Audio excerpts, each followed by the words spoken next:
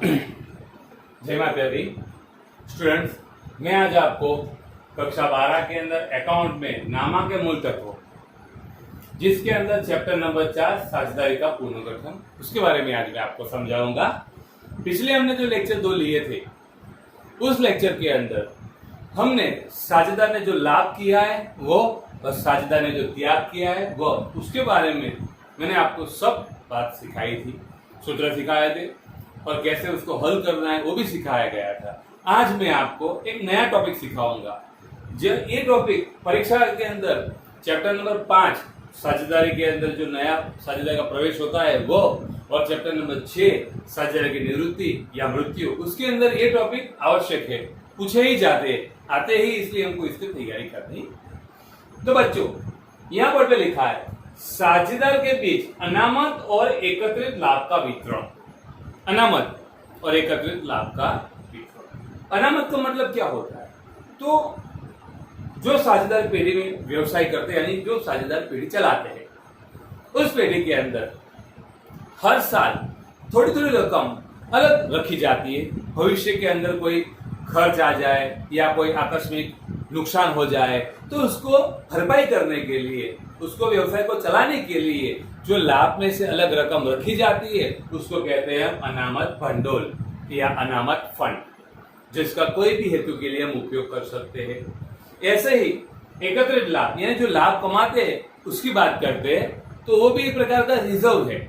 यानी यहाँ क्या लिखा है? अनामत भंडोल और एकत्रित लाभ के रकम का वितरण करने के रोजनामचे। यहाँ हमको रोजनामचा समझना है और उसके हमको यहाँ टिप्पणी सब जगह रोजनामचा लेके उसकी टिप्पणी समझनी है। तो देखो यहाँ मैंने आपको 3 प्रकार के टॉपिक लिखे, 1, 2, 3। पहला मुद्दा लिखा है कि लाभानी खाता उधार, सामान्य अनामत खाता उधार, पूंजी अनामत खाता उधार, अनामत भंडोल खाता उधार, आकस्मिक अनामत खाता उधार, कारीगर अकस्मात मुआवजा फंड खाता उधार, विनियोग कमी वृद्धि अनामत खाता उधार और साझेदार के पूंजी या चालू खाते का लाभानी खाता, जो हम लाभ कमाते हैं व्यवसाय के अंदर उसकी बात की गई है। सामान्य अनामत जो लाभ में से थोड़ी थोड़ी रकम अलग रखते एक प्रकार से फायदे के लिए या भविष्य को हानि को या खर्च को पहुंचने के लिए, उसको अनामत कहते हैं। पूंजी अनामत, पूंजी लाभ में से जो रकम को अनामत रूप में रखी जाती है उसको पूंजी अनामत कहते हैं। अनामत भंडोल ये सामान्य अनामत जैसा ही है। आकस्मिक अनामत यानी कोई ऐसे खर्चे जो हमने मान के नहीं रखे और अचानक आ जाते हैं उसको भरपाई करने के लिए आकस्मिक अनामत। कारीगर अकस्मात मुआवजा फंड, कारीगर अकस्मात की बात करते हैं। व्यवसाय में कई प्रकार के कारीगर काम करते हैं।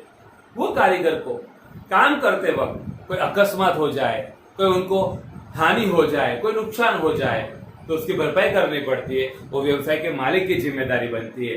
तो जो कारीगर के लिए थोड़ी थोड़ी रकम हर साल बचा के रखते हैं उसमें से उनकी भरपाई की जाती है। तो जो अलग रकम रखी गई है उसको कहेंगे कारीगर अकस्मात मुआवजा फंड। ऐसे ही विनियोग कमी वृद्धि अनामत, विनियोग कमी वृद्धि अनामत यानी हम व्यवसाय के बाहर कई जगह पैसा रखते हैं, विनियोग करते हैं और उसके अंदर या कमी हो जाए, उसकी हानि हो जाए तो उसको पहुंचने के लिए, उसको भरपाई करने के लिए विनियोग कमी वृद्धि अनामत बनाया जाता है। और ऐसे ही यहाँ साझेदार के पूंजी चालू खाते उसको जमा किया जाता है, इसका रोजनामचा है। दूसरा, साझेदार के पूंजी चालू खाता उधार, तो क्या जमा होगा? लाभ हानि खाते का हानि, व्यवसाय में जो हानि होती है उसको लाभ हानि खाता हानि के रूप में ये उधार शेष होती है उसकी। कौन सी शेष होती है? उधार। तो लाभ हानि खाते का इसको यहाँ जमा करेंगे। विज्ञापन अभियान खर्च, व्यवसाय के अंदर जो विज्ञापन करते हैं तो एक ही साल में 5 लाख का विज्ञापन हमने कर दिया, अब उसको अपलिखित करना पड़ेगा ना, तो उसको हर साल थोड़ी थोड़ी रकम इसको अपलिखित कर देते हैं, यानी विज्ञापन अभियान खर्च। संशोधन विकास खर्च, हर एक व्यवसाय के अंदर हर एक व्यवसाय विकास करना चाहता है, कुछ न कुछ बढ़ोतरी आगे बढ़ना चाहता है तो उसके संशोधन विकास खर्च किया जाता है, वो यहाँ जमा होगा।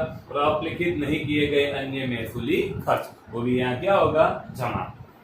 लेकिन एक मोस्ट टाइम चीज आपको बतानी है, कर्मचारी लाभांश फंड ये व्यवसाय का दायित्व है जिसको साझेदार के बीच बांटा जाता नहीं है। यानी इसकी कोई टिप्पणी नहीं लिखनी है, खाली ऐसा ही लिखना है कर्मचारी लाभांश फंड यह दायित्व है इसलिए साझेदार के बीच बांटा जाएगा नहीं। ये रोजनामचे इसलिए मोस्ट टाइम पे है कि चैप्टर के अंदर आप स्वाध्याय के अंदर जब आगे बढ़ोगे चैप्टर नंबर 5 के आओगे साझेदार का प्रवेश, नया साझेदार प्रवेश करता है तब ये मोस्ट टाइम पे पूछा ही जाएगा टॉपिक सवाल के अंदर। जब उसके बाद के छठा चैप्टर है साझेदारी की निवृत्ति या मृत्यु, तो उसके अंदर भी मोस्ट टाइम पे टॉपिक है, ये पूछा ही जाएगा, इसलिए रोजनामचे में हमको ध्यान देना है। यहाँ मैंने पॉइंट पे रकम लिखी है, ये रकम के बारे में मैंने आपको रोजनामचे समझाए, तो यहाँ ध्यान से देखो वो सुनो और समझो। एक ही रोजनामचा समझोगे तो सब समझ आ जाएंगे आपको रोजनामचे, कोई दिक्कत नहीं होगी। तो चलो मैं पढ़ता हूँ समझाता हूँ। राम रहीम एक साझेदारी पेटी के 4:3 के अनुपात में लाभ हानि बांटने वाले साझेदार है। अनुपात कौन सा है? 4:3 लिखा है नीचे। 31/3/2020 के दिन पेटी की बही में निम्नलिखित यानी निम्न अनुसार बाकियां दी गई है। बाकियां दी गई देखो, पहला लाभ हानि खाता 14,000 उधार बाकी, अनामत फंड 42,000, कारीगर लाभांश फंड 21,000, कारीगर तथा मुआवजा फंड 26,000। तो लिखा है नया लाभ हानि का अनुपात 1:1 निश्चित किया गया। कौन सा अनुपात निश्चित किया गया? 1:1। ये नया अनुपात है, ये पुराना अनुपात है। तो मैं आपको एक मोस्ट टाइम पे चीज समझा दूं, पहले ध्यान से सुनो, गौर से सुनो, मैं जो बोलने जा रहा हूं कि अगर 2 अनुपात दिए, पुराना अनुपात ही ध्यान में लेना है। ये जितने भी रोजनामचे, जितने भी आवश्यक टिप्पणियां हैं, जो भी लिखा है अनुपात यानी अनामत दिया है, लाभ हानि खाता दिया है या कोई प्रकार का खर्च दिया है, सब साझेदार के बीच पुराने लाभ हानि के अनुपात में ही बांटा जाएगा। नया अनुपात ध्यान में लेना नहीं है, याद रखना। ओके, चलो मैं आज आपको इसके रोजनामचे सिखाता हूँ। पहला टॉपिक लाभ हानि खाता उधार। एक शॉर्टकट बता दूं मैं आपको, यहाँ उधार लिखा है तो रोजनामचे में जमा करना है, और यहाँ जमा लिखा है तो रोजनामचे में उसको उधार करना है। बस इतना याद रखो, और बाकी चीज कुछ नहीं लिखा है तो उसको जमा या उधार हम यहाँ जो रोजनामचा लिखा है उसके बारे में सीखना है। 2 टॉपिक याद करा दूं, लाभ हानि खाता यहाँ लिखा है 1 लाख, और लाभ हानि खाता लिखा है दूसरा हानि, उसके बारे में यहाँ लिखा होगा, उसकी मैं बात कर रहा हूँ, शॉर्टकट बात। और दूसरे कोई टॉपिक में जमा लिखा है तो उसको भी उधार कर सकते हैं, लिखा हो तो।